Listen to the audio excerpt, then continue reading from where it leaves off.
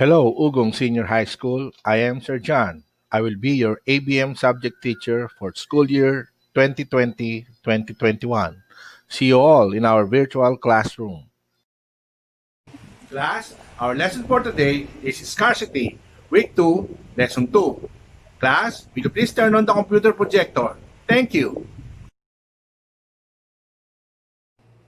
In today's lesson, we will discuss the basic problem of the economy. Illustrates the scientific way of solving an economic problem. Explain the importance of applied economics in solving economic problems.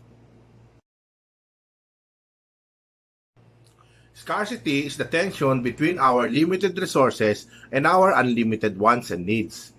It is scarcity that creates the need to make a choice. Thus, scarcity and choice go hand in hand.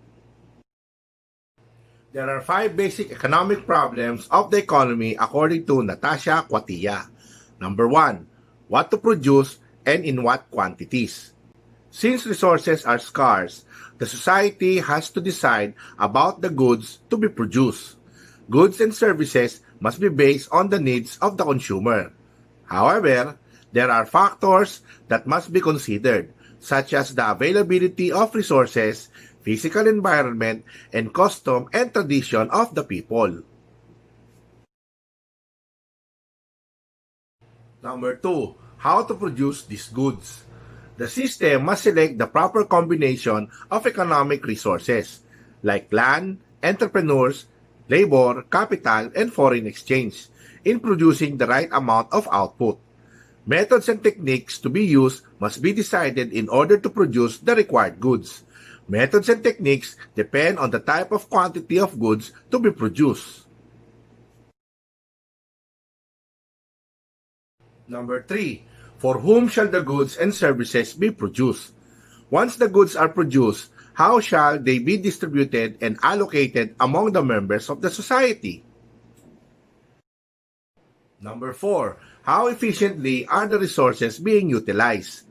The society has to see whether the resources it owns are being utilized fully or not. When resources are scarce, it is absolutely not right to keep some of the valuable ones idle. If resources are not fully utilized, the production system is said to be inefficient. It has to find out ways and means to utilize them fully. Is the economy growing? To achieve growth in productive capacity is a universal objective. Economic growth takes place through higher rate of capital formation, which consists of replacing existing capital goods with new and more productive ones by adopting more efficient productive techniques or through innovations. Economics as a science follows the scientific method in order to study data, observe patterns, and predict results of stimuli. According to Lumen Learning on Boundless Economics, specific steps must be followed when using the scientific method. Number 1. Identify the problem. It involves determining the focus or intent of the work. Number 2. Gather data. Economics involves extensive amount of data. For this reason, it is important that economists can break down and study complex information. The second step of the scientific method involves selecting the data that will be used in the study. Hypothesis. This involves creating a model that will be used to make sense of all the data. A hypothesis is simply a prediction. What does the economist think the overall outcome of the study will be? Fourth, test hypothesis. This is a critical stage within the scientific method. The observation must be tested to make sure they are unbiased and reproducible. Fifth, analyze the result. Is the data agrees with the hypothesis? If the answer is yes, then the hypothesis was accurate. If the answer is no, then adjust the study accordingly. A negative result does not mean that the study is over. It simply means that more work and analysis is required.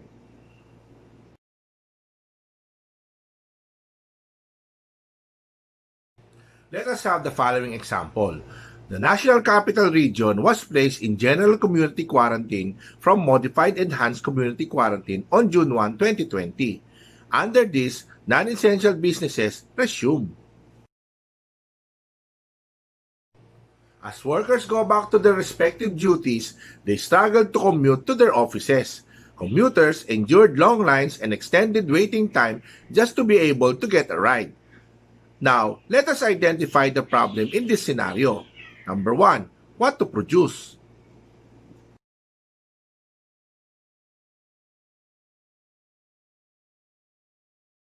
Number 2, how to produce. Number 3, from whom shall the goods and services be produced? Number 4, how efficiently are the resources being utilized? Number 5, is the economy growing? Now, let us solve the problem using the scientific method. Here are the necessary data that needs to be considered. Number 1, reopening more non-essential businesses may restart the country's economy. Do you agree? Authorities are implementing checkpoints, curfew, travel restriction, strict checking physical distancing, and minimum health standards across the region and all over the country. Do you agree? Under GCQ, cases will continue to increase because it will be difficult to contain the virus when mobility also increases. Do you agree? Number 4, COVID-19 cases in Metro Manila continuously increasing. Do you agree? Let us now analyze the given data. A hypothesis may be drawn. In today's lesson, we learned that applied economics becomes a powerful tool to reveal the true and complete situation in order to come up with things to do. Applied economics acts as a mechanism to determine when steps can reasonably be taken to improve the current economic situation. Examining each aspect of the current economic situation may help in identifying the areas that needs to be strengthened where performance is weak. Scarcity of means for satisfying various needs is the central problem of our economic life. Because of scarcity, the economy is facing on a different problem. The use of applied economics is important to determine what steps can reasonably be taken to improve the current economic situation. I hope you learned something in today's lesson. Thank you, class.